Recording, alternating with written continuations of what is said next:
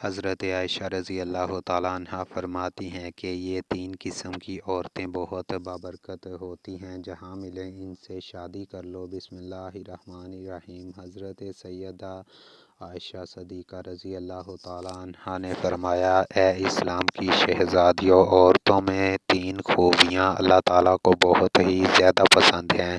جب پوچھا گیا کہ وہ کون سی 3 خوبیاں ہیں تو حضرت عائشہ رضی اللہ تعالیٰ عنہ نے فرمایا، پہلی خوبی پردہ ہے۔ پردہ کسی خاتون کی ایسی خوبی ہے جو اللہ تعالیٰ کو بہت ہی زیادہ پسند ہے۔ جب کوئی خاص خوبیاں اللہ کو بہت پسند ہوں تو پھر ظاہر ہے کہ وہ خوبیاں اپنانے والی عورتیں بھی اللہ کو بے حد پسند ہے۔ فرمایا گیا، اللہ کی پسندیدہ بندی بن جاؤ اور پردے کو اپنا زیور سمجھو۔ آج کل کی عورتیں کہتی ہیں، جی اصل پردہ تو وہ دل کا ہے، بس انسان کا ذہن پاک ہونا چاہیے، صرف دماغ کا صاف ہونا ضروری ہے۔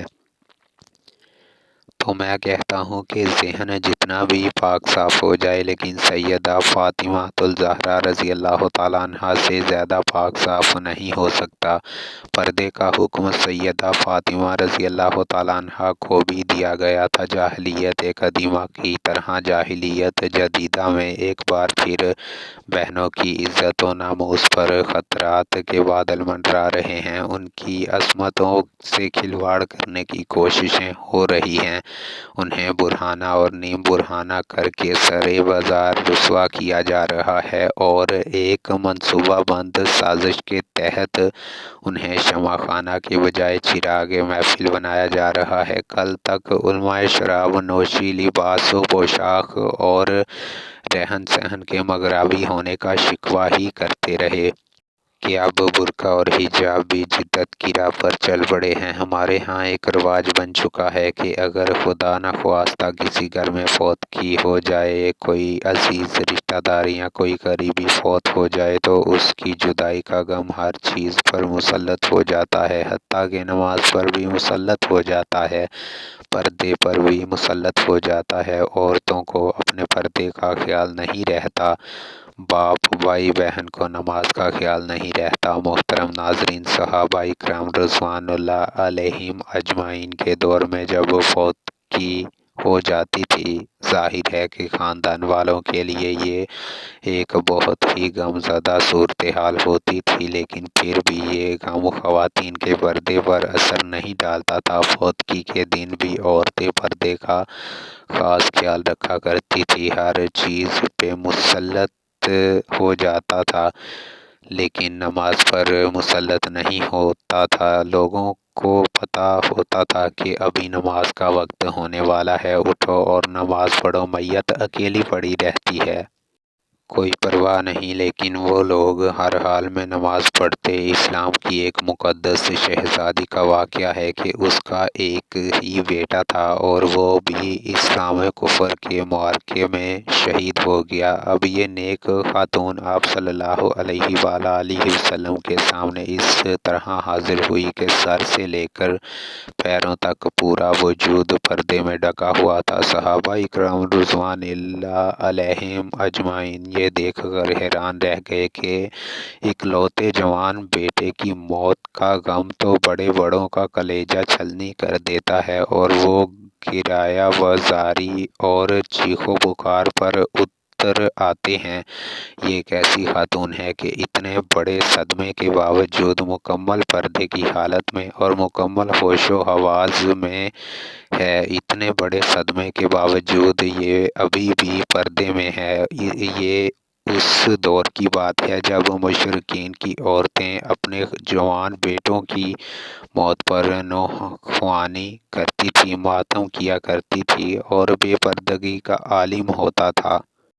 اس نیک خاتون نے جب یہ باتیں سنی کہ یہ کیسی عورت ہے کہ اپنے جوان بیٹے کی موت پر بھی پریشان نہیں اور مکمل پردے میں ہے تو اس نے کہا میرے بھائیوں میرا بیٹا چلا گیا ہے تو کیا ہوا، میرا ایمان تو نہیں گیا۔ سبحان اللہ، یہ تھی اسلام کی مقدس شہزادیاں جن کی گود میں اسلام پلتا تھا۔ محترم ناظرین، حضرت عائشہ صدیقہ رضی اللہ تعالیٰ عنہا نے فرمایا، دوسری خوبی جو اللہ کو بہت زیادہ پسند ہے وہ اپنے شوہر سے ٹوٹ کر محبت کرنا۔ اب ایک عورت نکاح کے ذریعے سے اللہ اور رسول اللہ صلی اللہ علیہ وسلم کی رضا کے لیے اپنا آپ ایک اجنبی مرد کے حوالے کر دیتی ہے جسے وہ جانتی تک نہیں، اسے پہچانتی نہیں، اس کی طبیعت کا پتہ نہیں، اس کے مزاج کا پتہ نہیں کہ وہ کس طرح کا انسان ہے، پھر بھی نکاح کے ذریعے سے وہ اپنے آپ کو اللہ اور رسول اللہ صلی اللہ علیہ وسلم کی رضا کی خاطر ایک اجنبی مرد کے حوالے کر دیتی ہے، پھر اس شخص کی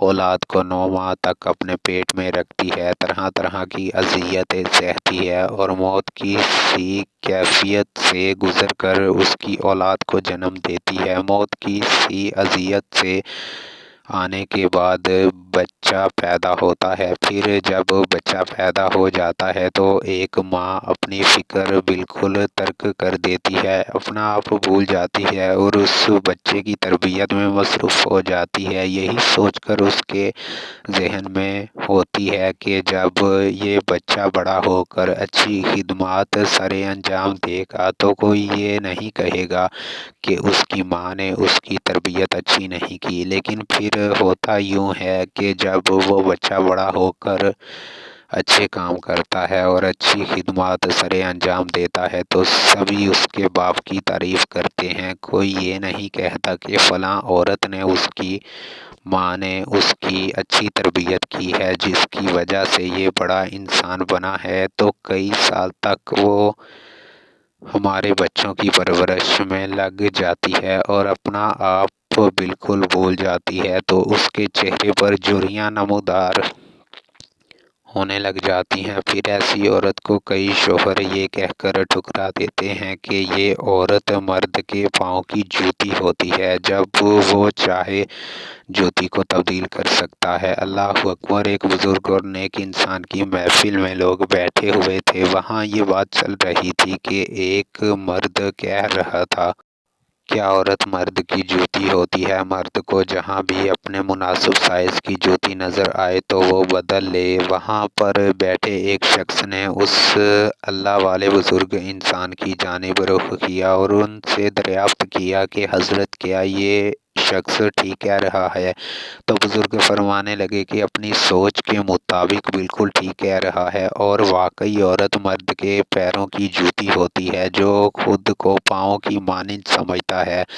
فرمانے لگے، جو خود کو پاؤں جیسا تصور کرتا ہے وہ اپنی بیوی کو پاؤں کی جوتی ہی سمجھتا ہے۔ یہی عورت سر کا تاج بھی تو ہو سکتی ہے، لیکن صرف اس مرد کے لیے جو خود کو بادشاہ کی مانند سمجھتا ہے۔ جب ایک عورت ایک ایسے شخص کے لیے اپنی زندگی قربان کر دیتی ہے جس کے وہ نکاح میں آ جاتی ہے، اس کی خدمت گزاری کرتی ہے، بچے پیدا کرتی ہے اور اس کے بچوں کی تربیت کے دوران اس کے چہرے پر جھریاں کے نشان نمودار ہو جاتے ہیں، لیکن مرد اس بات کو سمجھنے کی بجائے جب یہ دیکھتا ہے کہ یہ عورت پہلے کی طرح خوبصورت نہیں رہی تو وہ دوسری عورت کی جانب مائل ہونے لگتا ہے اور اپنی بیوی کو چھوڑنے کے لیے تیار ہو جاتا ہے۔ تو ایسا مرد اپنی بیوی کی ہستی بستی زندگی میں زہر گھول کر رکھ دیتا ہے اور اسے کانٹوں کے بستر پر سونے پر مجبور کر دیتا ہے۔ تو